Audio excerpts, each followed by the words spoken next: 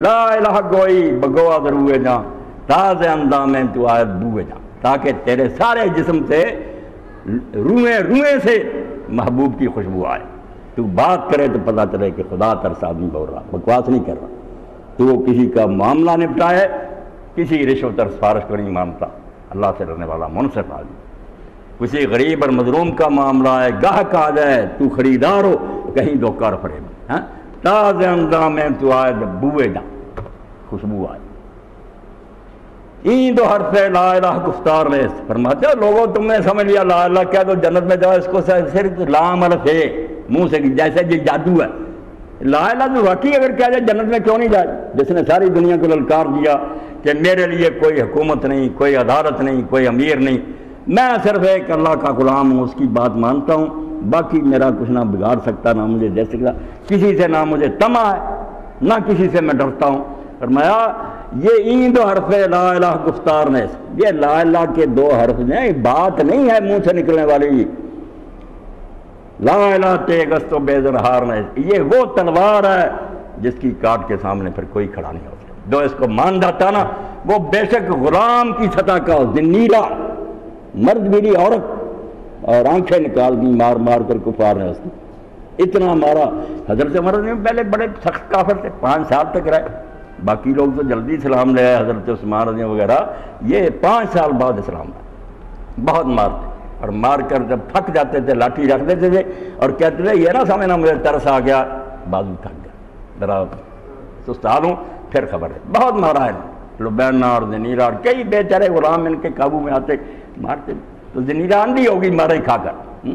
تو اس نے پھر اللہ تعالیٰ سے رو کر دعا کی کہ اللہ کوئی بات نہیں، آنکھیں جاتی رہیں اور مار کی بھی نہیں، مگر یہ بے ایمان مشرک اب کہیں گے کہ اللہ کو ماننے کا یہ نتیجہ کہ اللہ تجھے آنکھیں بھی نہیں دے سکتے، اس لیے میری آنکھیں دے دے، میں یہ تانا نہیں سن سکتی۔ تو اللہ تعالیٰ نے اس کو دوبارہ روشنی دی، آنکھیں دی۔ تو کہتے ہیں کہ یہ لا الہ کوئی حرف ہے، لا الہ تیغ است و بے زرہار، ایسی تلوار ہے کہ اس کے سامنے کوئی شے نہیں کھڑی۔ جس نے مان لیا کہ میرا نہ کوئی بگاڑ سکتا نہ مجھے کوئی نفع پہنچا سکتا، یہ ترکی میں مصطفیٰ کمال اور اس کے بعد والوں دین کو ختم کرنے کے لیے ہر کوشش، بالکل کافروں سے بڑھ کے انہوں نے اپنے ملک سے دین کو نکالا، مگر وہاں ہی اللہ نے ایک شخص کو پیدا کر دیا، سید بدیع الزمان نورسی رحمۃ اللہ۔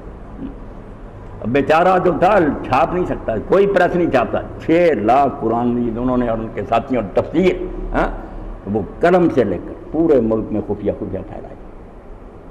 تب جا کر یہ تبدیلی ہوئی کہ اذان کی اجازت ہوگی حج کی، ورنہ بند تھا، 40 سال تک کوئی حج کے لیے نہیں آیا، اذان عربی میں نہیں ہوتی تھی۔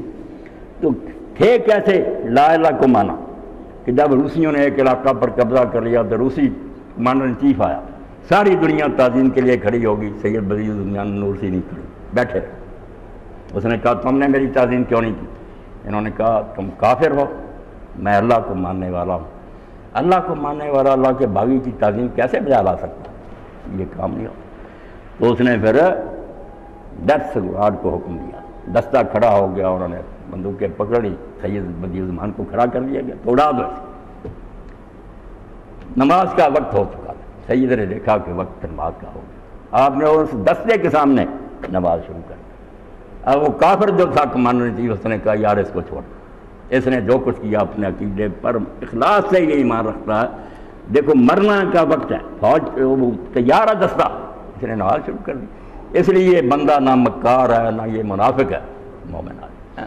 تو اللہ کہتا ہے کہ جو لا الہ الا اللہ کہتا ہے وہ کیا کہتا ہے کہ اب نہ کسی سے طمع ہے نہ کسی سے خوف، میں کسی کا غلام نہیں ہوں، ایک کا غلام ہوں، باقی سب غلامی کی زنجیریں میں نے کاٹ دی۔ اس لیے لا الہ کے بارے میں جب ہم علامہ